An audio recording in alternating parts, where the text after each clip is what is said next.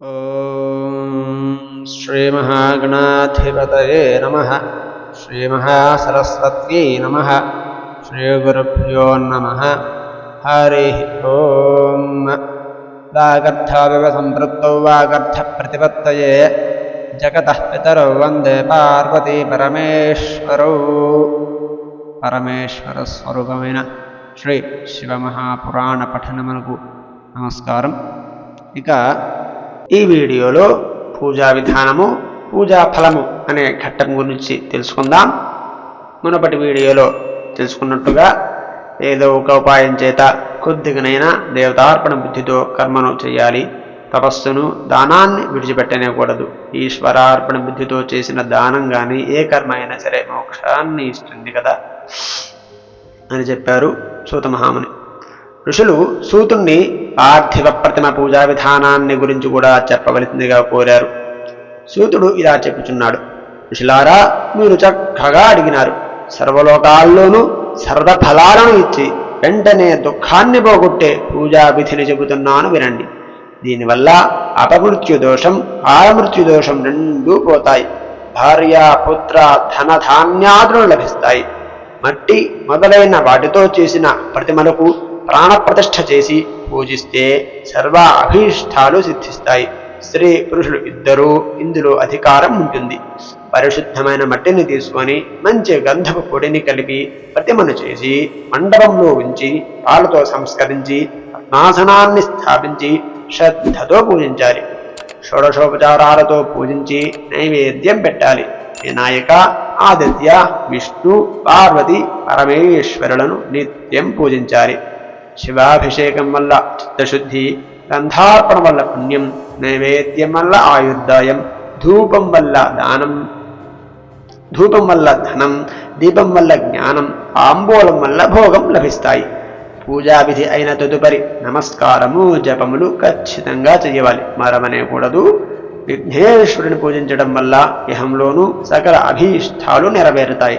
శుక్రవారం నాడు, శ్రావణ భాద్రపద మాసాల్లోనూ, శుక్లపక్ష చవితి నాడు, ధనుర్మాసంలో శతభిజ నక్షత్రం నాడు తప్పక పూజించాలి. తిథి నక్షత్ర యోగములకు వారమే ఆధారము. వారానికి పెరుగుదల తగ్గుదల లేనే లేదు.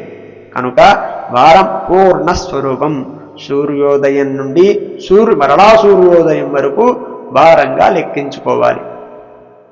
తిథి యొక్క ఆదియందు దేవపూజ ప్రశస్తం, అనగా తిథి మొదలు దేవపూజలకు మంచి సమయము. పూర్ణ భాగాలు లభిస్తాయి ఆ సమయంలో చేస్తే. రాత్రితో కలిసిన తిథి యొక్క పూర్ణ భాగం పితృదేవతారాధనకు ఉత్తమం. అనగా రాత్రిపూటకొచ్చే తిథి మొదలు పితృదేవతల ఆరాధనకు మంచిది. తిథి యొక్క ద్వితీయార్థం పగడుతో కూడుకుందంటే దేవపూజకు శ్రేష్టం. అనగా తిథి ధరాత్రి మొదలయ్యి రెండవ భాగం తెల్లవారుజామున ఉన్నట్లయితే అది దేవపూజకు పరమశ్రేష్టము. తిథి ఉదయం వ్యాపించి మధ్యాహ్నం వరకు ఉంటే ప్రశస్తము. పూజా శబ్దానికి వ్యుత్పత్తి ఏమిటంటే, పూజ అనే శబ్దానికి ఉత్పత్తి ఏమిటంటే పూజయతే, పూహు జయతే, అనగా కర్మ చేత, పూహు పూర్ణమైన భోగాలు, జయతే కలుగుతాయి. పూజ అనగా పూర్ణమైన భోగాలు కలుగుతాయి అని. నిత్య నైమిత్తిక కర్మలు కాలాంతరమునందు కామ్య కర్మలు వెంటనే ఫలితాన్ని ఇస్తాయి. ఋషులారా, త్రిమూర్తులకు, ఇంద్రాది దిక్పాలకులకు, తక్కిన దేవతలకు,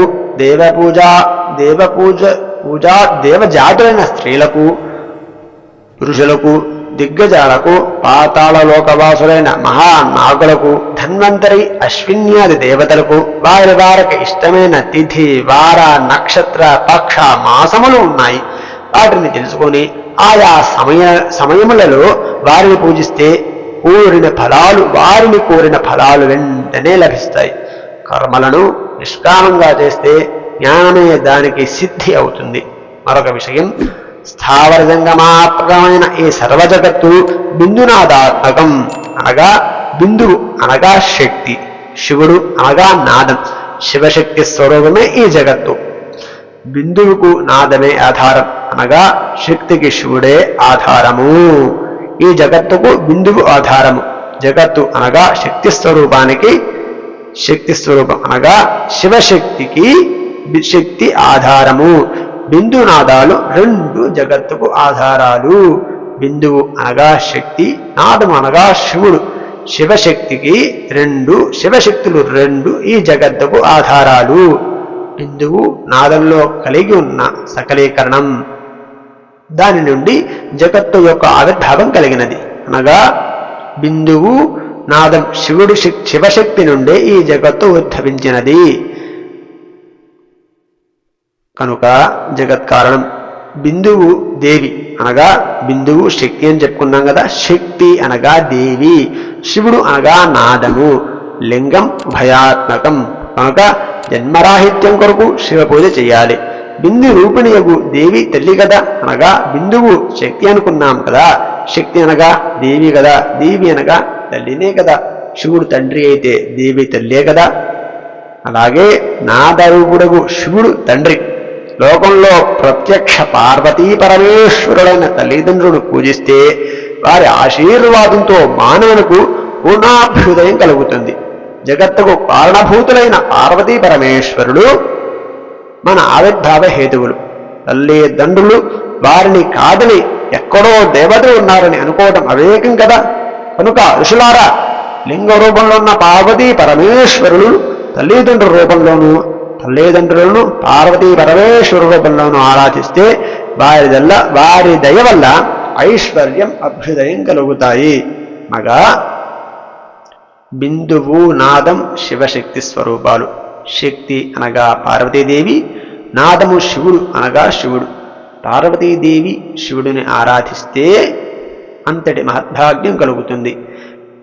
శివుడు పార్వతి అనగా తల్లిదండ్రులు, అనగా తల్లిదండ్రులు అంటే పార్వతీ పరమేశ్వరులే.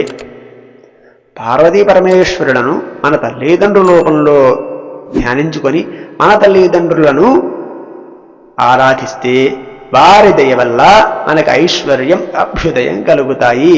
పార్వతీ పరమేశ్వరును ఆరాధించలేని వారు కనీసం తల్లిదండ్రులైన ఆరాధించాలని చెబుతున్నదే ఈ ఘట్టం యొక్క మహిమ. అలాగే ముల్లారా, వేదం యొక్క అంతరంగాన్ని అతి రహస్యమైన దానిని విప్పి చెబుతున్నాను అన్నాడు. భర్గుడు పురుషుడు, భర్గ ప్రకృతి వ్యక్తం కానిది. అంతరాధిష్టానం గల గర్భమే పురుషుడు అని చెప్పబడుతున్నాడు. లెస్సగా వ్యక్తమయ్యే అంతరాధిష్టానం గల గర్భం ప్రకృతి. అందువల్ల మొదటి గర్భం పురుషుడే. ఈ జగత్తుకు పురుషుడు తండ్రి కనుక గర్భవాన్ అని పిలువబడుతున్నాడు. పురుష ప్రకృతుల కలయిక మొదటి జన్మ అని, ప్రకృతి నుండి జగత్తు వ్యక్తమగుటవే రెండవ జన్మ అని గ్రహించండి. జీవుడు తన జనన మరణాలను తిరిగి పునర్జన్మను మళ్ళీ పురుషుడి నుండే పొందుతున్నాడు. అది గుర్తుపెట్టుకోవాలి. మాయా ప్రభావం చేత మరో రూపంలో వ్యక్తమవటమే జన్మ.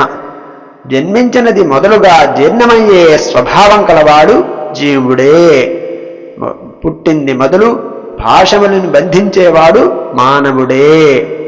ఈ జీవశబ్దానికి మరో అర్థం, ఈ జన్మ పాశ నివృత్తికి మాతా పితృరూపమైన శివలింగాన్ని అర్చించటం.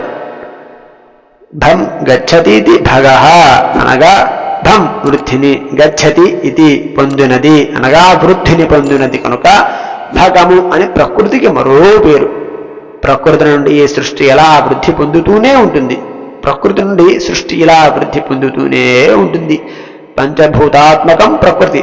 ఆకాశం, వాయువు, అగ్ని, జలం, భూమి ఇవి పంచభూతములు.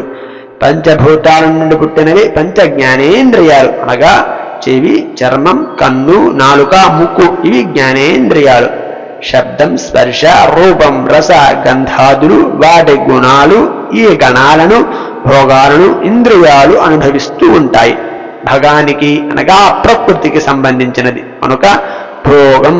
ప్రకృతికి ఆధారభూతుడు పరమాత్మయే కనుక ప్రకృతి జన్మమైన ఇంద్రియాల ద్వారా మనం అనుభవిస్తున్న భోగాలన్నిటికీ ఆధారభూతుడు ఆయనే కనుక ఇచ్చేవాడు పరమాత్మ శివుడొక్కడే. భగము అనగా ప్రకృతి స్వామి అయిన భగవానుని ఋషులు భర్గుడు అని పిలుస్తారు. పురుష ప్రకృతులు రెండూ అవిభాజ్య తత్వం. లోకాలను ప్రకాశింపజేసే సూర్యుడు ప్రత్యక్ష భగవానుడు. లోకంలో తల్లి బిడ్డకు జన్మనిచ్చిన గర్భకారుడికి మాత్రం తండ్రియే. అలాగే ప్రసవ ధర్మం గల ప్రకృతి యందు ఈ జగత్తును సృష్టించేవాడు లింగరూపుడైన శివుడు ఒక్కడే. లింగం అంటే గుర్తు లేని చిహ్నం. పురుష శబ్దవాచుడైన పరమాత్మకు చిహ్నం ఈ లింగమే. ఆ లింగాన్ని ఎలా పూజించాలో తెలుసుకుందాం. ఆదివారం నాడు మహాలింగాన్ని పంచగవ్యాలతో ఓంకారంతో అభిషేకించాలి. పంచగవ్యములు అనగా గోమయం, గోజలం, గోక్షీరం, ఆవు పెరుగు, ఆవు నెయ్యి. ఇవి పంచగవ్యములు. ఓంకారానికి ధనిలింగమని, స్వయంభూలింగానికి నాదలింగమని, యంత్రానికి బిందులింగమని, ప్రతిష్ఠలింగానికి మకారలింగమని, ఉత్సవమూర్తులకు ఉకారలింగమని, గురువు యొక్క శరీరానికి అకారలింగమని పేర్లు. శివభక్తి కలగటానికి సులువైన ఉపాయం చెబుతాను వినండి. మానవుడు రుద్రాక్షధారణ వల్ల 4వ వంతు భక్తిని, విభూతి ధారణ వల్ల అర్ధభాగాన్ని, మంత్రజపం వల్ల 3 వంతుల భక్తిని పూజిస్తే పూర్ణ భక్తిని పొందుతాడు. పూర్ణ భక్తి కుదిరితే జన్మరాహిత్యమే దానికి ఫలితాన్ని ఇస్తుంది అని చెబుతున్నదే ఈ ఘట్టం యొక్క వివరణ. ఇంతటితో పూజా విధానం, పూజా ఫలం అనే ఘట్టం పరిసమాప్తి. రేపటి వీడియోలో ప్రణవ పంచాక్షరీ మంత్ర మహిమ, శివలోక వైభవం అనే ఘట్టం గురించి తెలుసుకుందాం. హరి ఓం తత్సతు.